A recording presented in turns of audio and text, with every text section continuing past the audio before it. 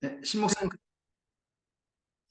아, 시편은 우리가 올려드린 노래이기도 하고, 우리 인생 자체가 하나님께 올려드릴 노래일 겁니다. 우리 인생 자체가. 자, 밑에 읽으실까요? 하나님을 기도와 묵상과 노래의 찬양을 들어주시는 하나님이시다. 밑에 하나 더요. 시편은 총 5권으로 편집된 히브리인들의 천년의 찬양. 일천이라는 말이 세페르트라고 해요. 히브리어로 세페르트란 말이 천이에요. 일천. 그리고 힐림 하면 노래들, 복수형이 돼요. 미음이 붙으면 히브리어는 그래서 힐림. 그래서 1000개의 노래가 아니라 1000년의 노래라고 할 때 세페르트 힐림이라고 합니다. 5권인데요. 보면 특징이 있어요.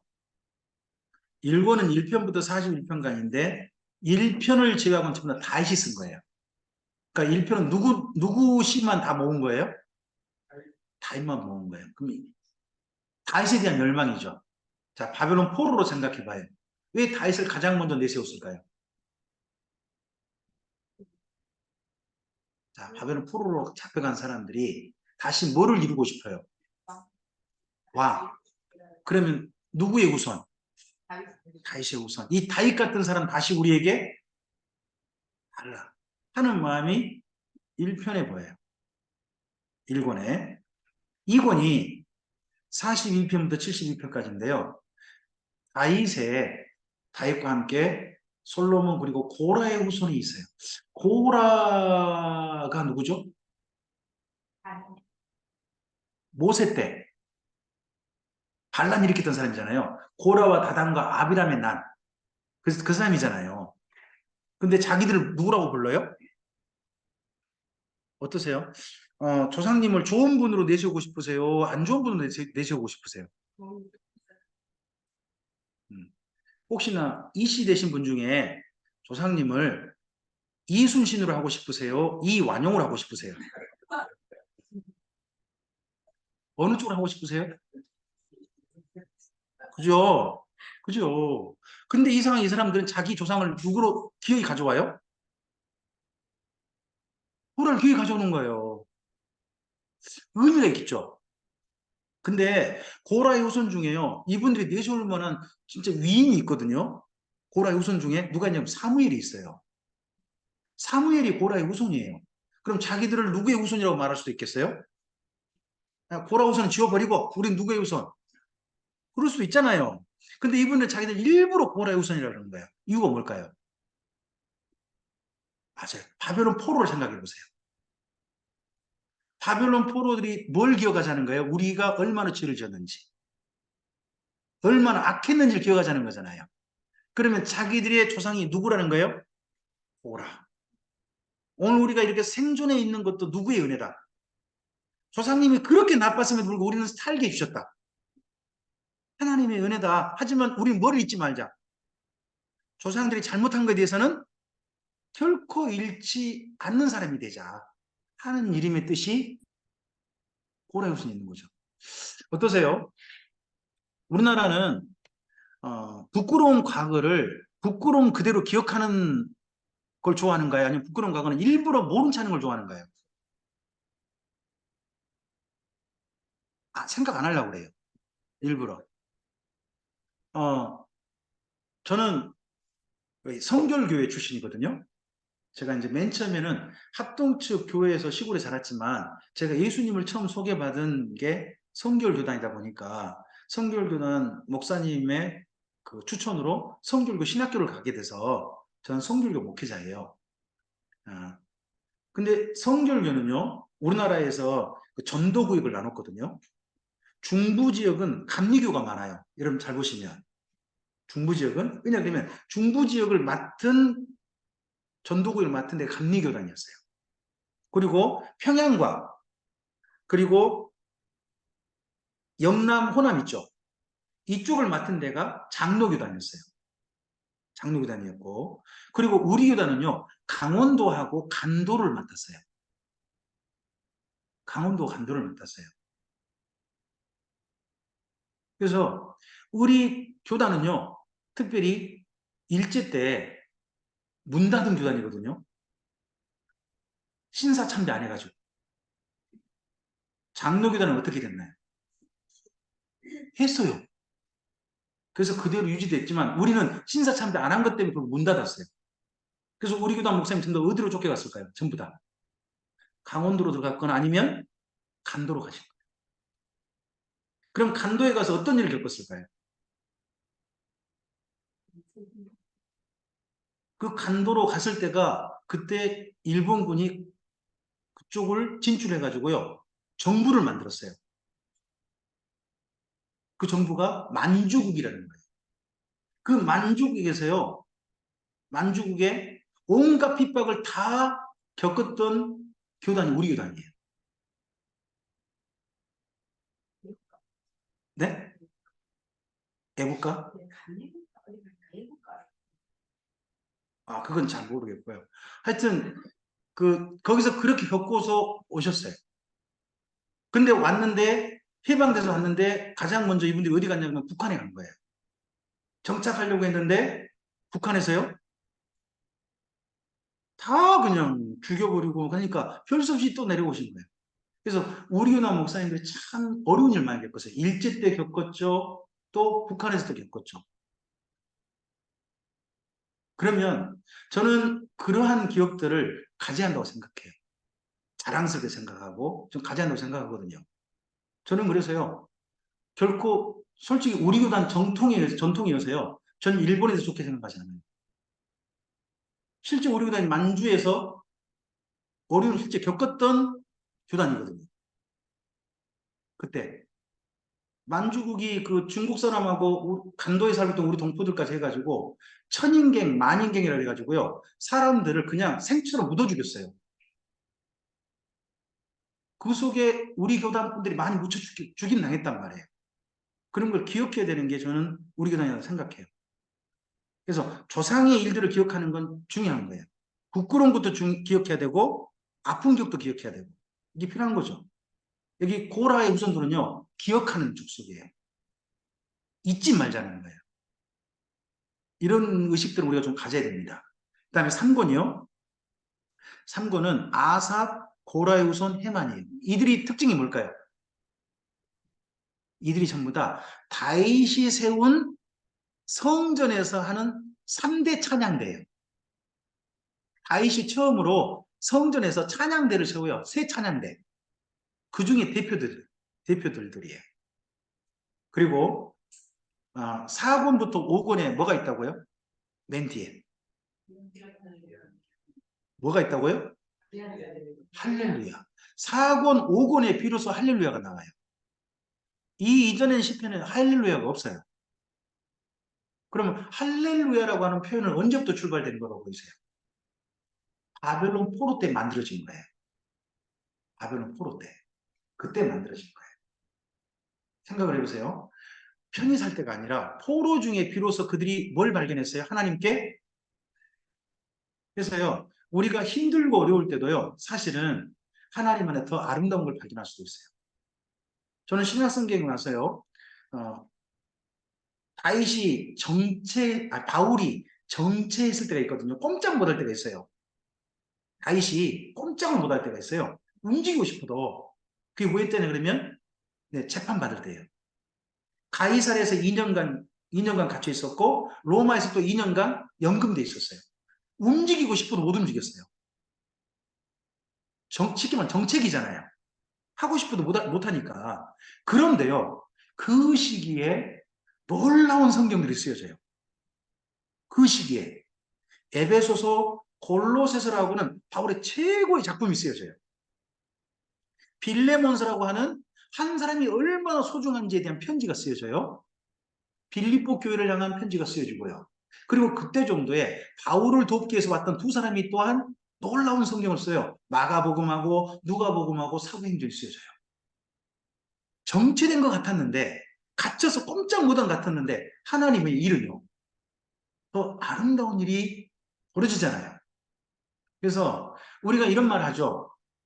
복음은 갇히지 않았습니다. 우리가 갇혀있다 할지라도 복음은 갇혀있지 않습니다. 주님의 일들은 그런 때도 이루어집니다. 이스라엘 민족이 바벨론 포로 때 할렐루야 할 수 있었던 것처럼 지금 혹시 우리의 삶이요, 더 움츠려들고 전에는 더 훨씬 자유로웠는데 지금 훨씬은 범위가 좁아지고 한 그때 내 삶이 위축된 것 같죠?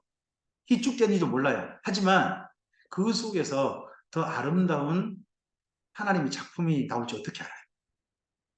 이게 성경 속에 있는 멋진 모습들이에요. 이런 걸 통해서 혹여 오늘 조금 좀 위축돼 있다 할지라도 그곳에서 멋지게 비상구를 발견하셔서 할렐루야 나가시는 그런 분들 되었으면 좋겠습니다. 우리 옆에 계신 분에게 한번 그렇게 한번 서로 격려해 볼까요? 복 있는 길을 가시기 바랍니다. 네. 이왕이면 손 잡고 말씀해 주시겠습니까? 무슨 일이 있어도 그 길을 가시기 바랍니다. 그리고 이왕이면 한 말씀 더 해주시는 겁니다. 맨 끝에 할렐루야 합시다. 이게 시편입니다. 시편을 이렇게 이해하시고 전체를 한번 150편까지 읽어가 보셨으면 좋겠습니다. 그리고요, 잠언이에요. 잠언은 가족을 특별히 중심합니다. 네, 잠언 옆에 읽어주실까요? 네. 하나님께서 누구를 자랑하고 싶다고요? 가정을요, 가정. 여러분, 한 사람이 한 사람이 아니라 가정들을 자랑하고 싶으시대요. 그래서 잠언에요, 1장부터 9장까지 보면 내 아들아, 아들들아 하는 내용으로 계속 담겨 있어요. 부모와 자식 간의 이야기로. 그리고 잠언 30장으로 가면요, 아굴이라는 사람이 자기 아들 2명에게 하는 이야기예요. 30장이. 31장은요, 루무엘 왕의 어머니가 루무엘 왕 자기 아들한테 하는 이야기예요. 잠언은 처음과 끝을 보면요, 가족에게 물려준 이야기예요. 가족에게 물려준 이야기. 내 인생에 진짜 중요한 거, 꼭 하고 싶은 이야기는 누구한테 하셔야 돼요? 가족에게 하셔야죠. 그게 잠언이 주는 중요한 모범이에요. 해줄 이야기가 꼭 있으시기 바랍니다. 인생 열심히 살으셨는데 나중에 아버지 저한테 뭔가 하실 이야기 없으세요? 글쎄, 해버리는 거라는 거죠. 해줄 이야기 있으셔야죠. 그게 잠언이에요. 어머니가 아들한테, 아버지가 아들에게 하실 이야기를 하는 거예요. 자, 밑에 첫 번째 읽어주세요. 하나님의 가족이 근면하고 분별력 있는 지혜로 살기를 원하시는 하나님이십니다. 맞아요. 잠언은 자녀교육용 잠언과 솔로몬과 지혜자의 잠언 그리고 여인의 잠언을 히스기야의 신하들이 뭐 했다고요? 잠언이 성경 맞나요? 성경 맞아요? 그럼 성경은 하나님께서 감동하여 쓰신 거 맞죠? 감동하는 방법이 뭐예요? 성경을 쓰게 하시는 감동하는 방법. 혹시 저처럼 생각하실 분이 있을까 봐 말씀드리는 거예요. 저는 예전에요, 성경을 썼다 그러면 어떻게 생각했냐 그러면요, 성경은 하나님께서 1.1획도 어긋남을 쓰셨고 다 이루신다 하는 그런 말씀에 근거해가지고, 영주야 붓을 들거라, 들었나이다, 너는 받아 쓰거라, 여호와께서 가라사대, 여호와께서 가라사대. 뭔가 음성이 들려가지고 하나하나 쓴 것처럼 저는 생각을 했어요. 그렇게 쓰여진 신기한 글이 뭐다? 그러셨어요? 저만 그런 게 또 아니었네. 일났네. 제가 전에 성경을 그렇게 생각했어요. 그런데 여기 잠언에서는 성경을 쓰는 독특한 방법이 나와요. 우리 잠언 21장을 한번 가보실래요?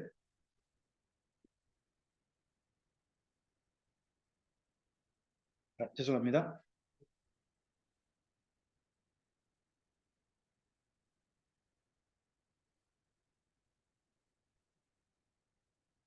20장인가요? 아닌데?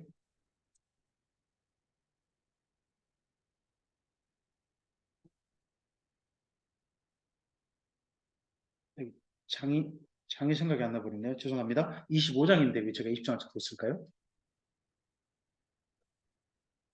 25장 1절만 보실까요? 네, 읽어주시겠습니다.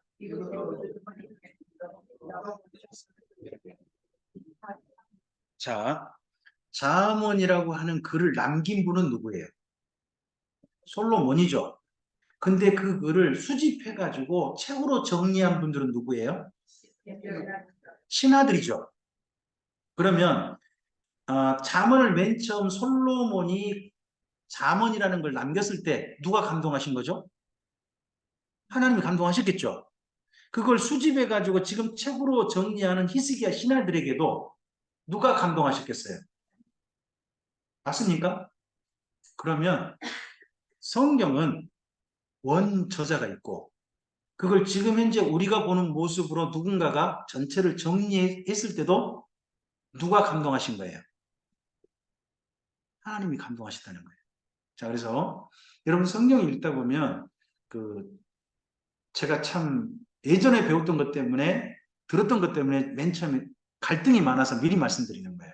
제가 어떻게 배웠냐 그러면 모세 오경은 누가 썼다? 그렇게만 배웠죠.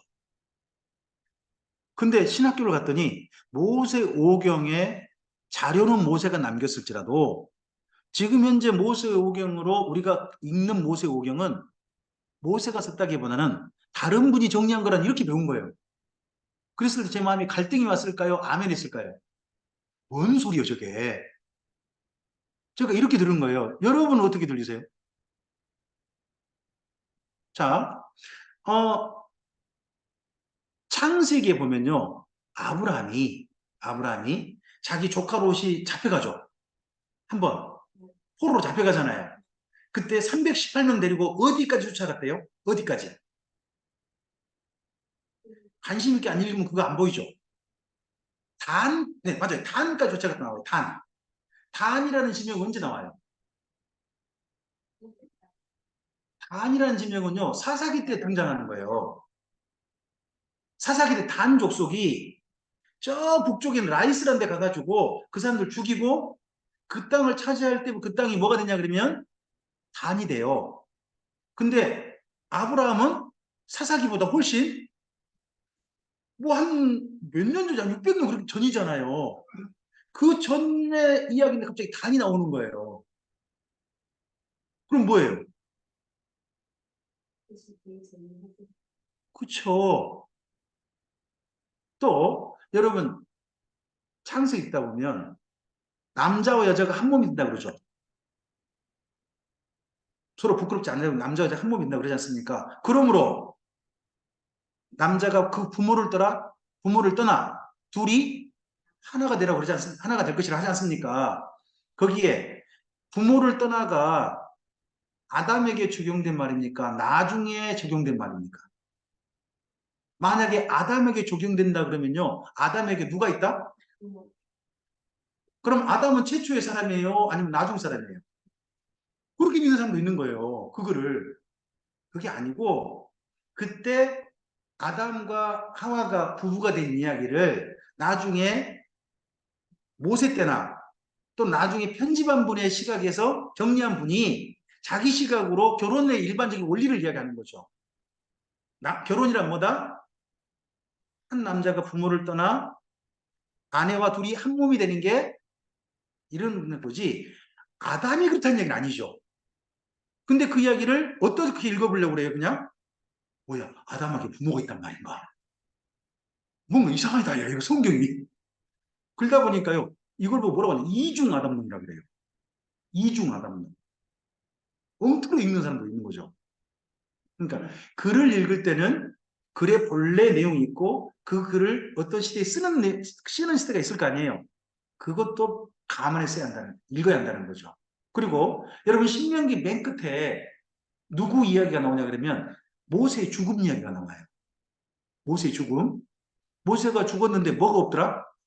무덤이 없더라. 뿐만 아니라 모세에 대한 최종적인 평가를 해놓죠. 모세가 죽고 난 다음에 그와 같은 선지자가 일어났더라. 한 번도 안 일어났더라. 그러니까 누가 최고더라. 선지자 중에는. 모세가 최고다. 이 말을 모세가 당겼을까요? 자기가 자기 죽음을 이야기하면서 내 무덤은 없을 거예요. 잉? 그렇게 하고 또 뒤에다가 뭐라고 해준 거예요? 나 같은 선지는 앞으로 나오는 법이 없을 거예요. 하고 그렇게 써놨을까요? 아니죠. 나중에 누군가 그렇게 평가를 해준 거죠. 그죠? 그러니까 맨 처음에 모세의 죽음이라는 이야기가 있는데 그걸 신명기 맨 끝에 덧붙인 또 다른 누군가 있을 거라고 충분히 이해를 해야 되잖아요. 근데 그 모든 과정 중에 누가 감동하셨다고요? 그러니까 성경을 너무 신비하게 그쪽으로만 너무 생각하지 마시라는 거예요. 우리가 하나님을 만난 것 자체가 신비한 거예요. 그렇지 않나요? 이 성경 말씀을요, 하나님의 말씀으로 대해서 읽는다는 것 자체가요, 이건 어마어마한 신비예요. 아, 이걸요, 고전으로 읽어버릴 수도 있잖아요. 두껍고 재미없는 책을 읽을 수도 있는 거 아니에요. 근데 하나님께서 지금까지 남겨놓으셔서 나한테 하신 말씀을 읽는다는 건 이걸 어마어마한 신비 아닌가요? 그런 신비가 주어질 때까지 하나님이 충분히 우리에게 납득할 수 있는 상식적인 과정의 성경이 정리되고 보존됐다는 거 이해하셨으면 좋겠어요. 자, 그래서 영감 받았다. 성경은 하나님의 감동으로 했다는 부분을 너무 신비적으로만 생각하지 마시라. 제가 왜 이런 말씀을 드리느냐? 앞서도 말씀드렸는데요. 성경을 이해할 때 성경 말씀을 너무 신비하게 자꾸 이해하려고 하세요. 여러분, 성경 말씀을 알아서 이해하려고 읽으세요? 은혜 받으려고 읽으세요?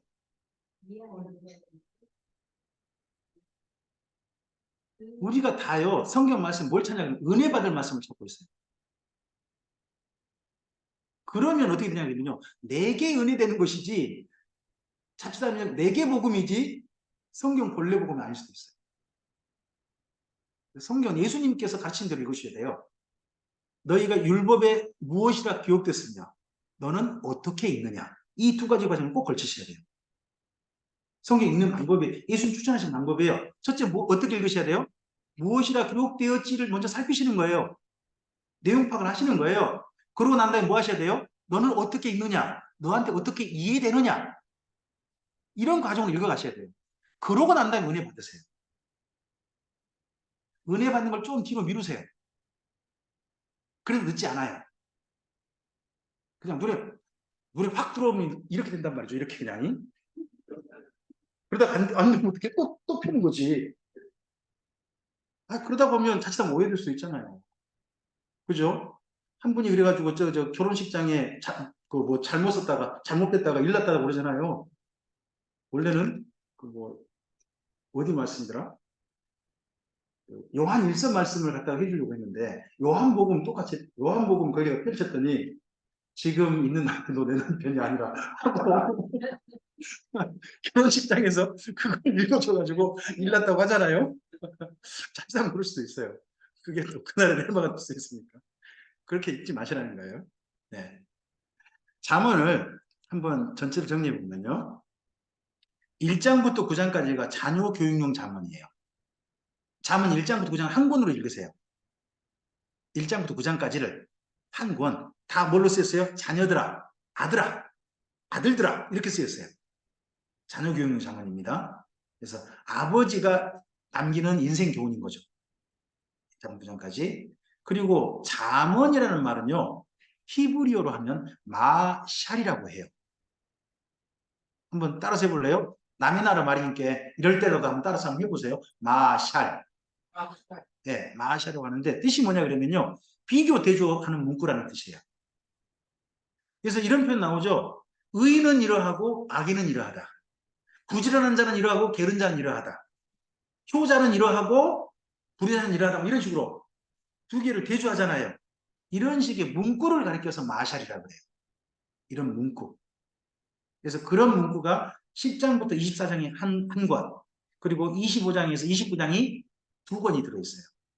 그리고 여기 25장에 보니까 히스기야의 신하들이 편집했다 그러죠. 편집했다고 그러잖아요. 그럼 편집한 분들 중에 대표가 있겠죠. 대표가 누굴까요? 아굴로 봐요. 30장의 아굴. 그 아굴은 뭐예요? 편집국인 거예요. 편집하고 난 다음에 앞에 글을 읽고 난 자기 소감, 자기 나름 나도 편집할 만한 사람이야 하고 살짝 드러내는 이야기가 30장인 거예요. 그러니까 거기 3장에 보면 이런 말이 있어요. 나는 짐승이라. 나는 지혜가 없다. 누군가에 비하면 하고 이야기해요. 그 누군가가 누굴까요? 솔로몬에 비하면 나는 뭐가 없다? 지혜가 없다. 심지어 나는 그 솔로몬에 비하면 나는 뭐 같다? 짐승 같다. 라는 정도로 자기를 낮춰요. 하지만 그런다 할지라도 내가 전혀 뭐가 없냐? 아니다. 나도 있다. 하고 그 다음 이야기를 해가는 거예요. 그런 이야기가 있는데 이분의 지혜를 보면 아굴의 지혜는요. 평범 속에 진짜 우리가 꼭 본받아야 할 지혜. 저는 아굴의 두 가지 기도가 정말 좋아요. 하나는요. 하나님께 저는 구하지도 말고 가난하지도 않게 좀 살게 해주시옵소서 하는 거예요. 너무 가난하다 보면 어떻게 되고요? 도둑질 해가지고 하나님의 얼굴에 먹칠할까 싶고 너무 부자로 살면요. 이거 부자 때문에 돈 때문에 하나님 안 보일까 걱정이라는 거죠. 또 하나가 있는데요. 그게 뭔가요? 내 평생에 거짓말하지 않고 하나님 안에서 경건하게 살고 싶다. 이 두 가지를 이야기를 해요. 근데 그분의 그 소원이 정말 아름답지 않나요? 이게 진짜 지혜죠. 그리고 마지막 31장은요. 앞에 1장부터 30장까지는 남자들의 잠언이에요. 1장부터 30장까지 남자들의 잠언. 근데요. 31장은요. 여인의 잠언이에요. 여인이 남기는 교훈이죠. 그 여인이 누군가요? 르무엘 왕의 어머니. 어머니가요. 자기 아들이 왕이 됐는데 너는 이런 왕이 됐으면 좋겠어 하는 이야기를 쓰고 있는 데가 31장입니다. 그래서 좋은 왕이 좀 되라 하는 겁니다. 좋은 왕은 어떤 왕일까요? 네, 맞아요. 정치 잘하는 거예요. 어떻게 하는 게 정치 잘하는 걸까요? 우리 집사님? 집사님? 선하게. 좋아요. 어떻게 하는 게 선한 거예요? 첫째, 거기 보면요. 술자리 하지 말라는 거예요. 왕에게 술자리 하지 마라. 왜 술자리 하지 마라 그럴까요? 왕이 술자리 가면 어떤 자리일까요? 청탁이지, 청탁. 왕이 자기 스스로 잔치를 벌릴 술자리 할 일이 없어요. 누가 술자리를 마련하겠어요? 신하가 마련해가지고 누구를 불러요? 불러가지고 둘이 뭐예요? 맞아요. 그리고 재판 자리에서 뭐 한다는 거예요? 재판에서 돈 먹고 재판을 굳게 한다는 거예요. 그러니까 너는 그런데 하지 마라. 두 번째, 왕은 권력을 가지고 있죠. 권력은 두 군데 쓰지 말라는 거예요. 어디 쓰지 말아야겠을까요? 첫째, 여자한테 쓰지 마라. 여자 밝히면 안 된다잉. 한 여자만 좋아해라잉. 하고 딱 이야기하는 거예요. 또 하나, 전쟁하는 거 좋아하지 마라. 읽어보면 힘을 근데 쓰지 마라. 하고 이야기를 해요. 그리고 너의 아내는 어떤 아내였으면 좋겠다. 내 며느리는 이런 며느리였으면 좋겠다. 하는 이야기를 길게 쓰고 있어요. 여러분, 왕의 아내, 왕비면 어떤 여자면 좋을까요? 왕비면. 르무엘 왕의 어머니가 소원하는요, 자기 며느리는요, 제가 봐서는 욕심이 너무 커요. 욕심이 너무 과해요. 며느리가, 아니, 왕비인데, 새벽부터 밤까지 일을 해요. 왕비인데요, 옷을 만들어요. 장사도 해요. 장사를 잘해가지고 돈을 다 벌어가지고 집안 식구들 싹 남편이 먹여 살리는 게 아니라 누가 먹여 살려요? 아내가 먹여 살려요. 남편이 누군데? 왕인데. 그리고 남편하고 애들이 서가지고요. 아내 당신 덕분에 오늘 내가 있어 하고 절하는 그런 아내를 맞이하라 그러는 거예요. 이거 아무리 봐도 그 어머니가 너무 욕심이 과하죠. 그렇지 않나요? 근데 이런 욕심이 과하신 분 한 분 계세요. 사람에 대해서 욕심이 지극하신 분이 있어요. 누굴까요? 그건 하나님이라고 생각해요. 하나님이요. 우리가 어느 정도 되기를 원하세요? 우리한테 어떤 욕심이 있으세요? 나처럼 되라는 거예요. 하나님께서 우리 보고 너 나처럼 되라고 하시는 거예요. 말이 돼요? 근데 하나님은 그렇게 하시는 거예요. 누구에 대한 욕심이 있으신 거죠? 사람에 대한. 좋게 되길 바라는 욕심이 있죠. 그잖아요. 그래서 하나님께서 한 가지 욕심은 조금은 좀 그래 나도 그러니까 좀 봐줄게 하는 게 있는가 봐요. 그게 뭐예요? 좋은 사람 만나는 욕심. 이건 조금 하나님도 너 그렇게 이해하시는가 보다 하고 저는 잠언의 맨 마지막에서 읽습니다. 어떻게 좋은 며느리 원하고 싶으신가요? 어떻게 루무엘 왕의 그 아내 같은 며느리 잘하십니까? 아, 우리 권사님 따님 아, 남편을 다 먹여 살리시고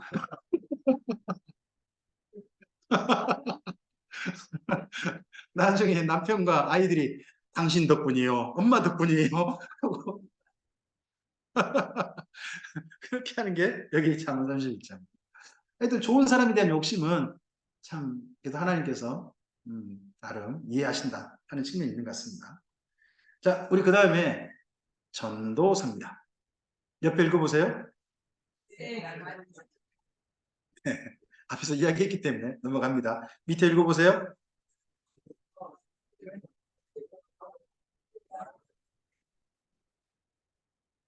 예, 언제부터요? 그래서요, 여기 전도서를 쓰신 분은 죽을 때가 가까운 분이거든요. 자기가 곧 죽게 됐다라고 쓰고 있어요. 맨 마지막 장에. 그런데 누구한테 쓰느냐? 청년들하라고 써요. 자기 청년의 때에 하나님과 상관없이 살았던 걸 후회하는 거예요. 청년의 때에. 그럼 사람은 언제부터 인생을 하나님을 알고 살아야 한다는 이야기예요? 청년 때부터 알고 살아야 한다. 너무 나이 들면 그런다는 거예요. 제가 작년까지 전주대 석사과정을 다녔어요. 공부를 좀 하고 싶어가지고 뭐 또 성서 한림원 관련된 문제도 있고 해가지고 제가 공부를 좀 했어요. 근데 제가 50대 돼가지고 석사과정 가가지고 공부를 하려니까요. 공부가 될까요? 안 될까요?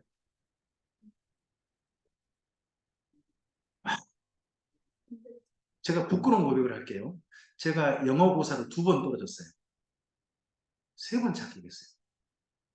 아니, 나이가 저 같은 사람이 있어서 영어 고사를 쉽게 내줘요. 근데 일정 점수가 돼야 대학원이니까 그래야 합격을 좀 주거든요. 쉽게 내요. 교수님들이. 그런데도 불구하고 저는 쓰다가 도저히 못 쓰겠어. 그냥 2번 포기했어요. 3번째 겨우 써가지고 점수 채워서 합격했거든요. 제가 느낀 게 뭔지 아세요? 내가 왜 진작 영어를 안 해놔가지고. 제가 영어를 포기해버렸거든요. 수포 영포자. 그게 전데 제가 언제 영어를 진짜 포기했냐 그러면 제가 한번 홍콩에 간 적이 있어요. 홍콩에 그 섬에 있는 목회자들을 보내주신 프로그램이 있었어요. 제가 마침 섬에서 첫 목회를 하고 있어가지고 대상자가 돼가지고 홍콩에 다녀왔어요. 근데 홍콩 갔는데 어디 갔냐 그러면 하룻밤 잤는데 거기가 스페인 선교사님들이 있는 바로 위에 저희가 잔 거예요. 아침에 일어나가지고 그 홍콩 공기 우리나라는 그때 12월 했으니까 추운 날이잖아요. 근데 아침에 일어나니까 영상 11도에서 15도 사이 되니까 이야 아침 그렇게 좋더라고요. 나와가지고 와 햇빛도 좋고 해가지고 딱 뒤에 저 밑에서 얼굴 하얗고 얼굴 하얗고 머리 노랗고 눈 파란 분 있잖아요. 그분이 올라오는 거예요. 제가 저도 모르게 옛날 명언 시간에 배웠던 게 있잖아요. 예? 뭐라고 해요? How are you? It's fine day. 라고 저도 모르게 해버렸어요. 그때 그분이 어떻게 했을까요? 오! 하고 오는데 뭐라고 하는지 하나도 안 들리는 거예요. 제가 그때부터요. 머리, 얼굴 하얗고 눈 파랗고 머리 노란 사람 보면 트라우마가 생겨버렸어요. 그때 한 번 경험이. 그때 포기하지 말았어야 되는데 하여튼 그러고 난 다음에 영어를 영 안 했다가 하려니까 정말 힘들더라고요. 젊어서 해야 돼요. 할 건 이제 젊어서 해야 됩니다. 나중에 나이 들어서 죄송합니다 집사님. 지금 우리 집사님께서 성수 살리면 그 어려운 과정을 공부를 시작하셨는데 제가 심히 걱정되는 바입니다. 어쨌든 공부 잘해야 되시길 바랍니다. 하여튼 나이가 들어서 공부하는 건 쉽지 않습니다. 진짜. 젊어서 좀 해야 됩니다. 그 이야기가 여기 전도서에 있습니다. 밑에 하나 더 읽어주실까요?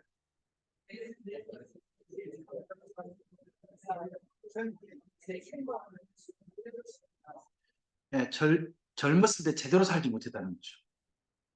이걸 굉장히 후회합니다. 전도서가 바벨론 포로 귀환 자들과 닮아 있습니다. 잘 보면 바벨론 포로자들이 뭔 생각을 하냐면 우리가 옛날 잘못 살았다는 생각을 하는 겁니다. 근데 이 전도서가 뭡니까? 나 젊어서 참 잘못 살았다. 뭐 우리나라 가요하고 비슷하지 않나요? 난 참 바보처럼 살았군. 그 노래 좀 비슷하지 않나요? 그런 고백이 들어있어요. 공감되는 거죠. 공감되는 거죠. 그리고 자기가 벌써 어떻게 됐어요? 포로 생활 끝나서 돌아왔는데 자기 나이가 어떻게 됐어요? 너무 든 거예요. 인생 살 날이 거의 안 남았어요. 내가 죽을 때가 돼버린 거죠. 그랬을 때 그러다 보니까 앞으로 누구한테 잘 살기를 부탁할 수밖에 없어요? 젊은이에게, 청년들한테. 그 이야기가 이 전도서 이야기하고 바벨론 포로 귀환 자들의 이야기가 딱 들어가 있어요. 그런 부분이. 전도서 그래서 한번 정리를 해보면요. 제가 앞에를 읽어드릴게요. 이렇게 읽어주세요. 1장부터 4장이요. 네, 이렇게 사는 걸 보고 요즘 젊은이들이 뭐라고 하냐. 라떼는, 그죠? 카페 라떼. 네, 그렇게 하죠. 5장부터 6장이요. 이 말은 돈 필요 없단 말 아닙니다. 돈 정말 있어야 되더라. 근데 돈이 있다 그래서 인생이 만족한 것은 근데 이 말을 우리가 일찍 깨달아야 되는데 다 살고 난 다음에 비교적 깨달아요. 참 슬프죠. 7장부터 8장이요. 네, 지혜가 참 소중하더라는 근데 세상은요.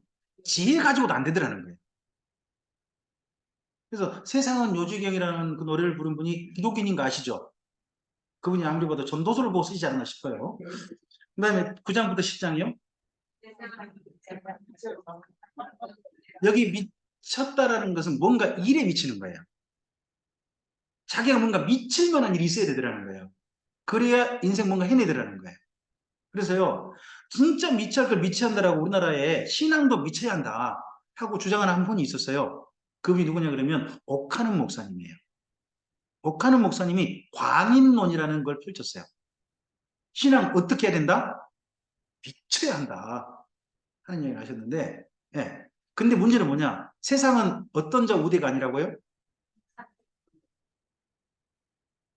이걸 일찍 기다리셔야 됩니다. 자, 그 다음 11장이요. 네. 세상이 엉터리지만 진짜 가치 있는 것은 뒤로 밀려나 버리고 부조리가 가득하고 그렇지만 그래도 오늘 내가 살아있다면 그게 아름답다는 거죠. 자, 이걸 우리 잠깐만 우리 권사님 따님께서 잘하실 것 같아요. 내 인생은 아름다워를 영어로 좀 해줘보세요. 지금 내 인생은 아름다워. 오, 예. 네, 좋아요. 자, 따라서 우리 자매님대로 해주세요. My life is beautiful. 언제가 아름답다고요? 지금. 지금이 아름답다. 예. 그게 11장입니다. 아직 내가 살아있더라는 거죠, 이분은. 지금 아직 아름다운 날이래. 지금이. 저는 예전에 비해서 많이 빛나고 있습니다. 얼굴에 점이 엄청 많아지고 있습니다. 그리고 제 손에 보시면 손에 이렇게 나이 든 표시가 많이 되고 있습니다. 예전에 밭에서 한참 일을 하고 하면서 가꾸지 못했더니 그대로 표시가 나고 있어요. 하지만 제 인생 가운데서 가장 아름다운 날이 저는 오늘이라고 생각합니다.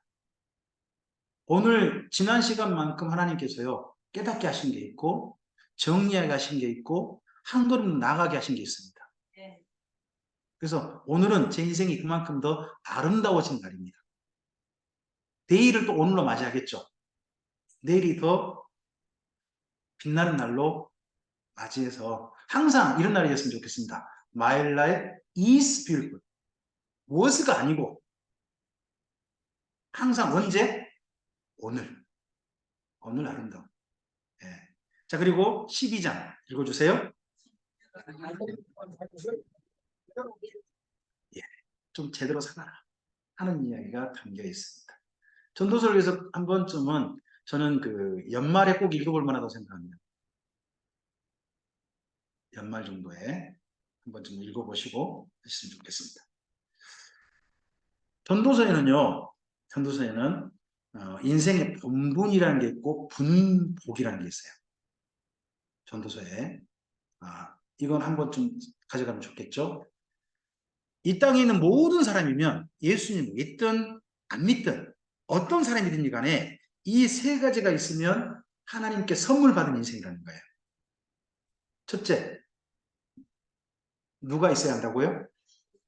친구. 친구는 몇 명은 있어야 될까요? 여기 전도서가 추천하는 친구는요, 2명이에요. 자기까지 포함해서 삼겹줄이라고 해요. 삼겹살 아니에요. 삼겹줄. 3명이면요, 인생 제대로 산 거라는 거예요. 그러면 정말 나하고 뜻이 통하는 친구 2명 있잖아요. 그러면 아름답게 사시는 겁니다. 저는 에스라 성경 강좌 덕분에요, 뜻밖에도 경상도 친구가 많아졌어요. 제가 어떻게 경상도 사람들하고 이렇게 친하게 지낼 줄 전부 몰랐어요. 예전에 미처 몰랐죠. 근데 에스라 성경 강좌 만나고 난 다음에 제가 울산에 이렇게 자주 올 거라고는 전 꿈에도 몰랐습니다. 근데 울산에 와서 얼굴 뵈는 게 꼭 강주 분들 뵈는 것 같아요. 너무 좋아요. 너무 반갑고요. 이 조금 옆에 가면 경주 있죠. 경주 가면 저하고 아주 친한 분이 있어요. 저보다 나이는 어리지만 김원용 집사님 한 분이 계세요. 그분이 저하고 진짜 친해요. 저만 착각일 줄 모르죠. 근데 저는 그분하고 진짜 친하게 지내고요. 그리고 좀 옆에 가면 포항 있죠. 포항에 가면 정려 목사님, 뭐 강사님과 서로 만나죠. 근데 거기 가면 제 친구가 있어요. 저랑 나이가 똑같은 친구. 임석형 목사님이라고. 그래서 성경 강좌에서 만났어요. 그리고 그 이쪽 대구하고 안동에 가면요, 제가 진짜 존경하는 장로님 계세요. 임시종 장로님이라고. 그분 계세요. 아니, 경상도에 보니까요, 제가 에스라 성경강 덕분에 나이를 불문하고 뜻이 통하고 성경이 통하고 마음이 통하는 분들을 많이 만난 거예요. 이런 소중한 분들을 만난 게 정말 감사합니다. 특별히 제가 울산 예술교회 왔으니까 아분하고 가야죠. 네, 울산 에스라교회를 만난 게 제게 하나님 주신 큰 은혜고 선물입니다. 제 평생에 좋은 친구 되어주십시오. 저도 울산 에스라교회에 좋은 친구가 되도록 최선을 다하겠습니다. 감사합니다. 네. 그리고 두 번째는요, 가정입니다. 가정.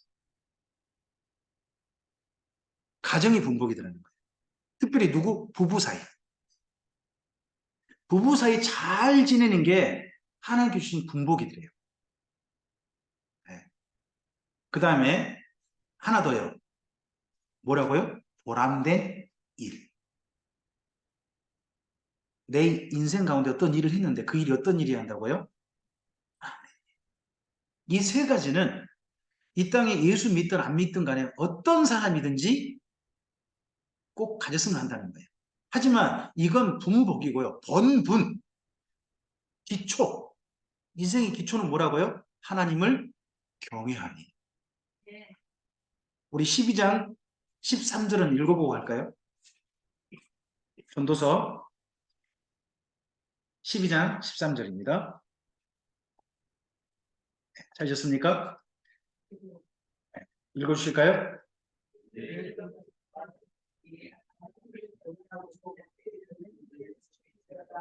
이것이 모든 사람의 본분입니다. 이게 전도서의 결론입니다. 맨 마지막으로 하고 싶은 이야기인 겁니다. 어떻게 보면 전도자의 유언일 수 있죠. 이 유언은 꼭 기억하셨으면 좋겠습니다. 자, 그리고 한 권 더 보죠. 그게 아가서입니다. 제목 옆에 읽어볼까요? 이런 사랑 해보았으면 하는 거예요. 자, 밑에 읽어주세요. 순진무구한 연인의 사랑을 기뻐하시고 그런 사랑을 기대하시는 하나님이십니다. 하나 더요. 아가서는 솔로몬의 처음 5편의 노래 중에 가장 아름다운 사랑의 노래입니다. 그래서 아가서의 다른 히브리 제목이요. 쉬르 하시림이라고 해요. 쉬르란 말은요. 노래. 하라는 말은 뭐뭐 중에 라는 말이고 시림이니까 노래들 중에 노래. 노래들 중에 최고의 노래가 뭐라는 거예요? 아가서라는 거예요. 아가서면 누구한테 불러준 노래일까요? 아가서 그러니까 저는 예전에 그런 생각도 해봤죠. 아가한테 불러준 노래인가? 그게 아니고 이게 아가 빼어날 아자인 거 아시죠? 빼어날 노래. 그러니까 가장 아름다운 노래란 뜻이죠. 그런 말이 아가입니다. 우리나라 말로 번역할 때. 네. 이 노래는요, 다른 노래가 아니에요. 바로 서로 사랑하는 연인들의 노래죠. 음, 이 땅 가운데서 제일 아름다운 모습은요, 서로를 조건 없이 바라보는 남자와 여자가 서로 사랑할 때, 그 모습이 하나님께서 가장 아름다우시다는 거예요. 우리 권사님 자매님이 우리 형제님의 키 큼에 반했다고 그러죠. 벌써 조건이 생긴 거죠. 키가 남자는 남자를 안 보겠다고 하는 조건이 있는 건데, 그냥 사랑하는 거예요. 자, 여러분 솔로몬을 생각해 보세요. 솔로몬은 그 당시 최고 왕이잖아요. 그러면 그의 아내가 될 만한 사람들은 어떤 사람일까요? 솔로몬의 아내 노릇 사람 1000명이라고 그러잖아요. 어떤 사람이었겠어요? 어떤 여인들이 신부감으로 왔을까요? 뛰어난 미인. 네, 나름 그렇겠죠. 그리고 또요. 보통 공주 아니면 또 누구? 귀족. 그럼 그런 여인들은 와가지고 솔로몬과 결혼해가지고 그냥 순수하게 결혼했을까요? 뭔가 목적을 가지고 결혼했을까요? 무슨 목적이 있을까요? 정략 결혼이죠. 그러니까 결혼해서 누구한테 이익이 가야 돼요? 자기 집안, 자기 나라에게 뭔가 이익이 가길 원하는 거죠. 그러면 하룻밤에 솔로몬과 만날 때마다 그날 밤은 뭘까요? 예, 회계종사. 머릿속사가 되는 거죠. 그러면 솔로몬이 낮에 열심히 국가 정서 살피다가 저녁에 오늘 밤에는 1번부터 1000번까지 중에 몇 번에 가지? 해가지고 그 중에 한 분에게 간단 말이에요. 가면 그 여인에게는 1000번에 한 번이면 진짜 기회가 어렵사리 온 거잖아요. 맞으면 그날 밤은 반드시 뭐가 이루어져야 돼요? 남편을 편하게 해줘야 될까요? 자기 목적이 이루는 게 중요할까요? 그럼 그날 밤은요, 솔로몬이 편히 쉬었을까요? 싸웠을까요?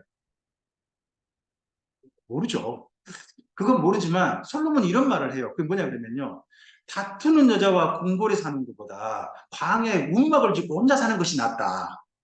하고 잠언서에 2번이나 이야기해요. 그러면요.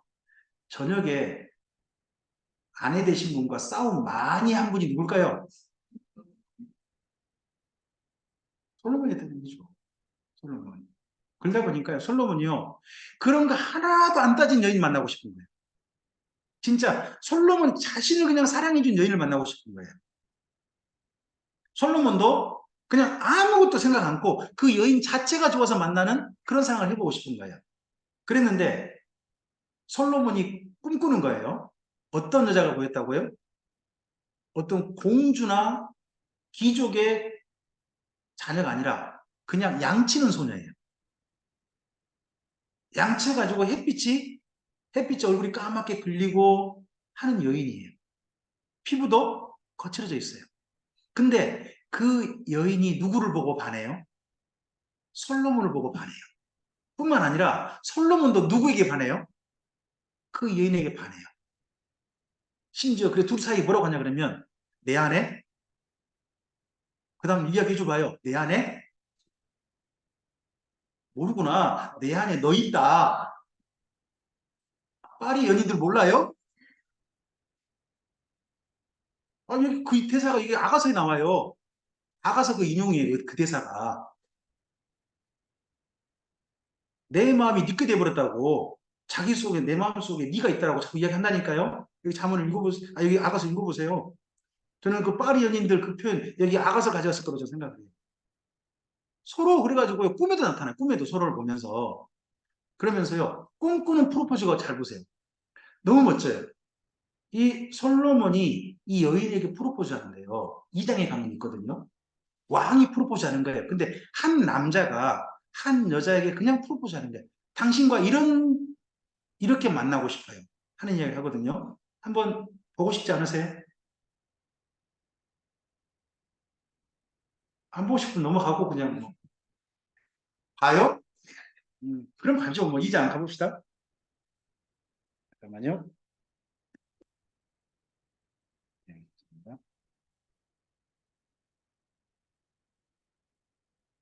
예, 2장에요. 10절부터 14절까지입니다. 10절부터 14절인데요. 기회를 드릴게요. 우리 자매님의 남편 되는 형제님 멋지게 읽어야 돼요. 솔로몬이 되셔서 한번 읽어줘 보세요. 네. 10절부터 14절까지. 나의 사랑하는 자가 내게 말하여 이르기를 나의 사랑 내 어여쁜 자야 일어나서 함께 가자. 겨울도 지나고 비도 그쳤고 지면에는 꽃이 피고 해가 노래할 때가 이르렀는데 늘기에 우리가 우리 땅에 들리는구나. 무화과 나무에는 푸른 열매가 익었고 포도나무는 꽃을 피워 향기를 풍하는구나. 나의 사랑 나의 어여쁜 자야 일어나서 함께 가자. 바이튼 낭떠러지 은밀한 곳에 있는 나의 비둘기야. 내가 내 얼굴을 보게 되게 하라. 내 소리를 듣게 하라. 내 소리는 부드럽고 내 얼굴은 안 듣구나. 아, 목소리 좋네요. 부럽다. 아, 여기에서 이게 솔로몬이 프로포즈거든요. 근데 솔로몬이 누구만 보고 싶어 해요? 내게 너만 보여. 너를 보고 싶다 하는 거잖아요. 너를 보고 싶어 하잖아요. 어디에서요? 어디에서? 꽃 피는 곳, 새가 지저귀는 곳, 그곳에서 너만 보고 싶어 하는 이야기잖아요. 솔로몬은 주로 어디 살까요? 궁궐에 살겠잖아요. 뭐 우리 같으면 이럴 수 있잖아요. 오늘 스타벅스에서 만나? 제일 좋은 자리 내가 저 이제 1층 전부 다 내가 오늘 비워놓을 거야. 너 거기서 내가 너한테 프로포즈 할게. 이럴 수도 있잖아요. 근데 솔로몬이 여인과 어디서 보고 싶어 한다고요? 아무도 없는 그냥 빈 들판. 꽃이 피고 비둘기가 있고 누구만 보이는? 너만 보이는. 너하고 나만 만날 수 있는 그곳에서 너랑 만나고 싶어 하는 이야기를 하는 거예요. 궁궐에서 보잔 말이 아니잖아요. 너한테 뭐 다이아몬드 몇 캡짜리 해주겠다는 말도 아니잖아요. 그냥 뭐 하자고요? 나랑 서로 얼굴 보자. 솔로몬이 이런 사랑을 해보고 싶은 거예요. 조건이 없이. 당신은 나만 좋아하고 나도 당신만 좋아서 서로 만나는 그런 만남 해보고 싶어요 라고 프로포즈하는 거예요. 이런 프로포즈를 사실은 누가 하셨을까요? 네, 예수님이 하셨어요. 우리에게. 주님께서 우리에게 이렇게 순수하게 사랑해 주셨고요. 우리에게 어떤 사랑을 원하세요? 서로 그냥 순진하게 서로 사랑하는 그런 사랑을 원하시는 거예요. 이 아가서의 사랑 같은 사랑을. 그래서요, 하나님께요, 자꾸 중간에 뭘 끼워놓지 마세요. 하나님과 만나면서. 기도할 때 자칫하면요, 기도할 때 하나님과 우리 사이에 자꾸 뭘 끼워놓으려고 그래요. 하나님과 내 사이에 자꾸 자식을 끼워넣어요. 그래가지고 하나님 오늘도 누구 잘 되게 해달라고요. 그리고 하나님과 내 사이에 자꾸 남편 끼워놔요. 그래서 오늘도 누구 좀 보살펴달라고요. 또 하나님께 또 하나님과 내 사이에 사업도 끼워놓고요. 그죠? 하나님께 뭔가 앞으로 해야 할 일 끼워놓고 자꾸 뭔가 끼워놔요. 그냥 하나님하고 나 사이가 순수하게 만나고 서로 알아가는 시간이 많아진 게 아니라 우리 기도를 보면 자꾸 하나님과 내 사이가 뭔가 끼어있는 기도를 많이 해요.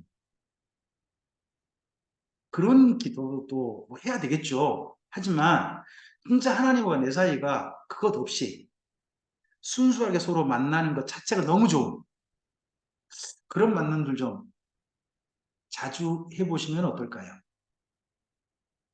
그런 걸 기대하는 내용이 저는 아가사라고 생각합니다. 자, 여기까지 하고 쉬죠.